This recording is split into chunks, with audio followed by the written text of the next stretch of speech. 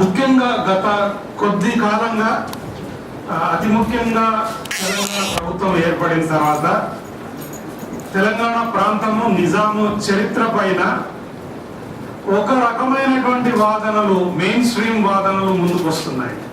అంటే అంతకుముందు మేము విద్యార్థి దశలో చదివినటువంటివి, తర్వాత ఉన్నవి అవి నిజం కాదు, దీన్ని వెలికి తీయాలి. కొత్త రాష్ట్రం ఏర్పడిన తర్వాత కొత్త ఐడెంటిటీ అనేటువంటిది అవసరము. కొత్త రాష్ట్రం ఏర్పడిన తర్వాత అంతవరకు ఈ ప్రాంత మరుగున పడిన చరిత్రను ముందుకు తీసుకురావాల్సిన అవసరం ఎంతైనా ఉంది. వాటిని చెప్పాల్సిన అవసరం ఉంది, పరిశోధన చేయాల్సిన అవసరం ఉంది. కానీ కొన్ని మౌలికమైనటువంటి ప్రశ్నలు వేసుకోవాల్సి ఉంటుంది. సో అది కనబట్టలేదు. ఇంతకుముందు శ్రీనివాసులు గారు అన్నట్టుగా ఒక లింకేజ్ ఏమైనా ఎస్టాబ్లిష్ చేస్తున్నారా అనే అనుమానం నాకు అంతకు ముందే కలిగింది, నిజాం ప్రభుత్వానికి ఇప్పుడున్నటువంటి ప్రభుత్వానికి.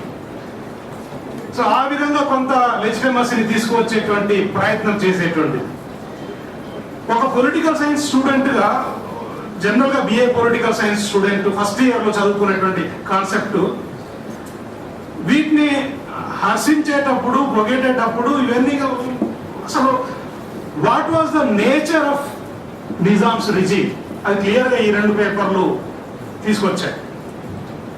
మోనార్కికల్ స్టేట్ అది ముస్లిమా, హిందువా, పార్సినా, ఇంకొకటి బేసికలీ ఫండమెంటల్లీ రాజరిక వ్యవస్థ, ప్రజాస్వామ్య వ్యవస్థ కాదు. ఒక రాజరిక వ్యవస్థ ఏ మేరకు మంచిగా ఉంటుంది, ఏ విధంగా ప్రజలకు అనుకూలంగా ఉంటుంది అంటే మరి రామరాజ్యం తెస్తామనడంలో తప్పేముంది, అది కూడా రాజరిక వ్యవస్థనే. కాబట్టి basically it was a monarchical state, as rightly said by earlier speaker, and rightly brought out by the, it is a feudal state. భూస్వాముల్ని ఉత్పత్తి చేసి, పెంపొందించి, పోషించి సమాజం పైన వదిలినటువంటి స్వభావం కలిగినటువంటి రాజ్యం. సో అలాంటప్పుడు హిస్టరీ అంటే రకరకాల హిస్టరీలు ఉంటాయి. నేను స్టూడెంట్గా ఉన్నప్పుడు American history, main stream American history మాకు తరగతి గదుల్లో బోధించారు. తర్వాత జేఎన్యూకి వెళ్ళిన తర్వాత హోవర్డ్ జిన్ పరిచయం అయ్యాడు. Howard Zinn people's history of America రాశాడు. Mainstream American history Columbus నుండి మొదలయ్యి ఏ విధంగా సూపర్ పవర్ డెవలప్ అయిందని రాస్తే, హోవర్డ్ జిన్ చదివితే లక్షల కోట్ల మంది అమెరికా రెడ్ ఇండియన్స్ ఊచకోతకు గురి అయ్యి వారి పైన అమెరికా సమాజం ఏ విధంగా అయింది, పీపుల్స్ హిస్టరీ ఆఫ్ అమెరికా అని ఆ టైటిల్. సో ఏ హిస్టరీ? ఆర్టిఫాక్ట్స్ ని పవర్ పాయింట్ లో చూపించడం హిస్టరీ అవుతుందా? ఆ ఆర్టిఫాక్ట్స్ సామాన్య మానవుల దగ్గర ఎంత ఉన్నాయి? ఇంకొకటి, ఇది మన ప్రభుత్వము, అది మన ప్రభుత్వము, మన హాస్టల్, రెడ్డి హాస్టల్ మన హాస్టల్. రెడ్డి హాస్టల్ పుట్టినప్పటి నుంచి ఇప్పటి వరకు ఒకవేళ నామినల్ రికార్డ్స్ కనుక ఉన్నట్లయితే నామినల్ రోల్స్ రికార్డ్ తీసి చూడండి, వెరిఫై చేయండి, అది హిస్టరీ. ఎంతమంది మన ఉన్నారు దాంట్లో, దాన్ని పక్కన పెట్టండి. ఇదే ఆర్ట్స్ కాలేజ్ భవనం 1990 తర్వాతనే దాని సామాజిక స్వభావం మారింది. మేము ఆర్ట్స్ కాలేజీలో జాయిన్ అయినప్పుడు మా పేర్లు కింద నుండి చూసేవాళ్ళం, మా కళ్ళు పైకి పోయేటే కింద నుండి చూసేవాళ్ళం, ఎందుకంటే మా కేటగిరీలోనే మా పేర్లు తప్ప పైన ఉండవు. సో కాబట్టి ఇది మన అనే దగ్గర ఎవరి మన, so that's not the history. ఇంతకుముందు సార్ చెప్పినట్టుగా బ్యాలెన్స్ షీట్లు చూపించడము, లేకపోతే ఆర్టిఫాక్ట్స్ చూపించడము. ఒక స్టూడెంట్ పొలిటికల్ ఆర్ట్స్ కాలేజ్ కట్టారు, రకరకాల భవనాలు కట్టారు, అన్ని పవర్ పాయింట్ లో చూపించచ్చు. ఇండో శాసనిక్ ఆర్కిటెక్చర్ ఇవన్నీ. What is the political economy of this architecture? రాజకీయ అర్థశాస్త్రం ఏంటి? ఒక గోండు ఆ ప్రాంతంలోనే 9-10 రకాల ట్యాక్సుల గురించి ఇంతకుముందు స్పీకర్ చెప్పాడు. వందల రకాల ట్యాక్సులు. మరి ఈ అంటే జేబులకి వెళ్ళి తీసి కట్టించింది ఇది? ఎక్కడి నుంచి, where was this revenue? So ఆ రెవెన్యూ రావడానికి, అంత రెవెన్యూ రావడానికి ఎన్ని ట్యాక్సులు, ఎన్ని రకాల హింసకు గురైనారు, దట్ ఈస్ హిస్టరీ. మామూలుగా ఇప్పుడు కడుతున్నటువంటి బిల్డింగ్ లోనే చాలా ప్రమాదాలు జరుగుతూ ఉంటాయి, despite having the modern equipment. History, people's history అంటే ఈ ఆర్ట్స్ కాలేజ్ నిర్మాణానికి ఎంతమంది చనిపోయినారు, ఎంతమంది చేతులు కొట్టుకున్నారు. మరి దకాశ్రీ బ్రాడ్ వెట్టి కూలి శంకరన్ వచ్చేంత వరకు చెన్నారెడ్డి ప్రభుత్వం వరకు తెలంగాణలో జరిగింది. ఆయన మారు వేషంలో వెళ్ళి రెడ్ హ్యాండెడ్ గా పట్టుకొచ్చి అసెంబ్లీలో నిలబెట్టి చూపించాడు. సో కాబట్టి ఇవన్నీ సామాజిక ఆర్థిక ఐడియాలజికల్ అంశాలు తీసుకురాకుండా బొమ్మలు చూపించి లేకపోతే బిల్డింగ్లు చూపించి ఇంత నున్నగున్న చూడు ఇది అని చెప్తే అది చరిత్ర కాదు.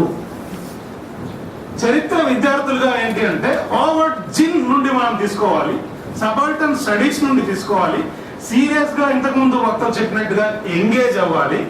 ఆ విధంగా నిజమైన తెలంగాణ చరిత్రను ఇంతకుముందు మరుగున దాన్ని తీసుకువస్తే అది ప్రజల చరిత్ర అవుతుంది. So with this kind of remarks now I would like to open the house for debate.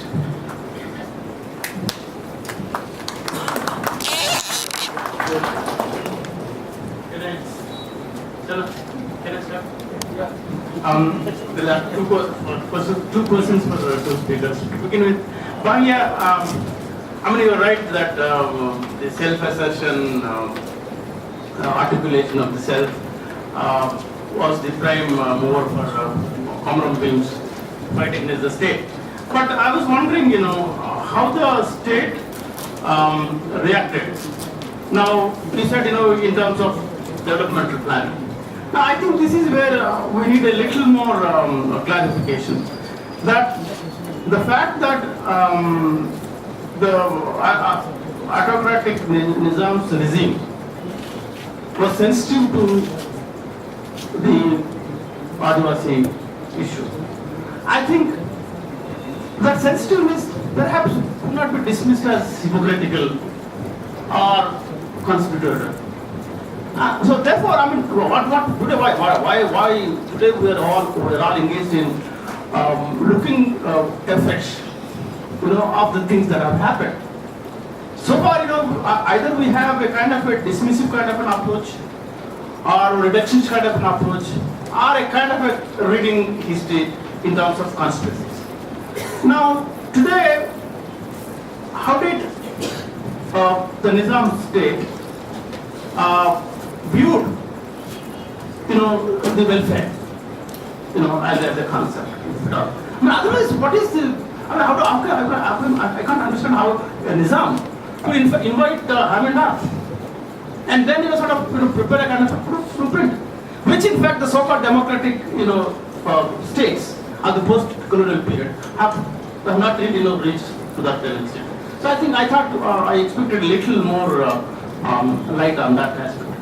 Now, Srinivas, I don't know, I found Tirumali's reference conspicuously absent in your presentation while you took by Pravia. If, in my view, from a subaltern perspective, if Telangana administration is indicated, I think Tirumali is the pioneering work. Just as Bhagya's work on the Adivasis. Today, a couple of us are engaged in looking at the modern Telangana history, from the people's perspective. I think perhaps Baripaver was insensitive to the caste dimension, because if I want to use Sangi Setty's this thing, he was wearing this red glass, glass. So for him, caste did not exist, or it is even if it existed, he did not fit into this kind of a theoretical analysis. The kind of a commercialization model, the kind of foreign trade model that Baripaver adopted was only partial. But in terms of understanding the dynamics of Telangana administration from the people's point of view, I think Tirumali made a significant contribution. Therefore, I would request you to reflect on the kind of approach that Tirumali adopted, whether that could be sort of that could become a kind of a reference frame for the future research. And lastly, I think Channa concluding remarks is really valid. Yes, I think we need to write the social history of Telangana from the subaltern perspective. But here again, history is dynamic in the sense, again, what ups on. Each generation comes up with certain kinds of questions, and in search of answers to such questions, history gets reinterpreted, from generation to generation. What was true 30 years ago, the kind of questions that were posed 30 years ago are no longer relevant perhaps now, and the kind of questions that this generation poses to the past. I think it could solicit answers.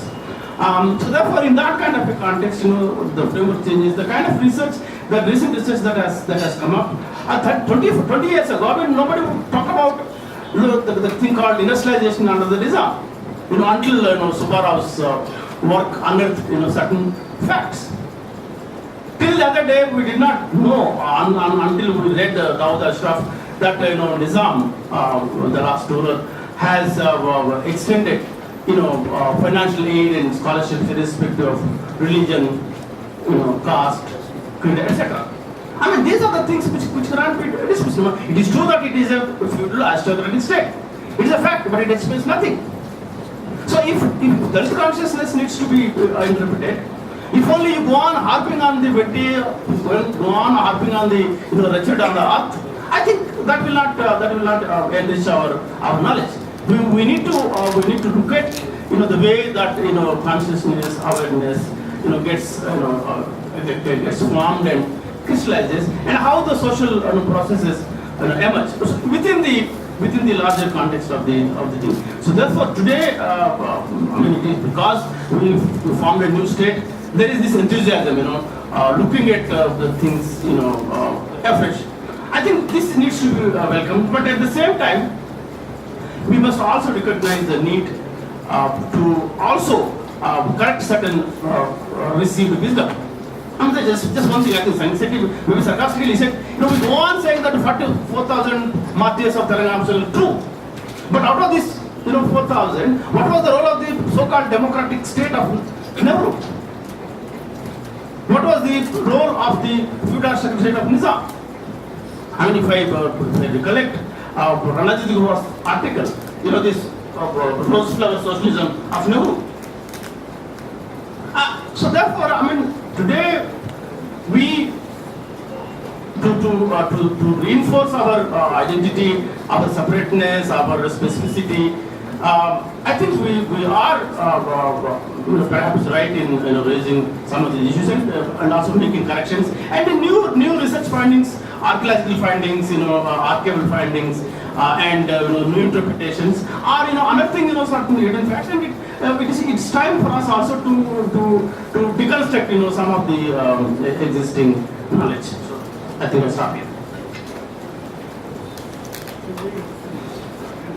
Yeah, I would like to ask two questions to Professor Srinivasulu.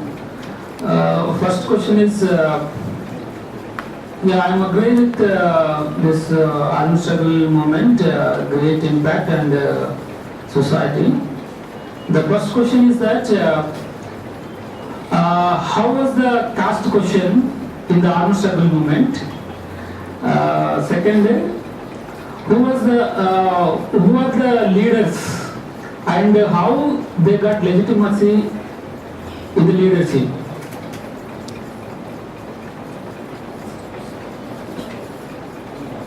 Anybody else? Yes. No, I sincerely express my thanks to Professor K. Srinivasulu for his wonderful explanation. It's a general question. The history says, and people are saying that the Telangana land is always politically vibrant since the Nizam dynasty to the last 2 years before 2013.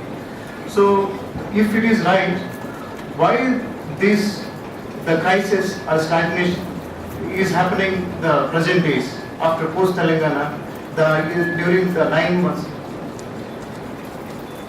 These continuous struggles, why problems still arise? Yeah, it is. And one small question: what is the difference between tribe and Adivasi?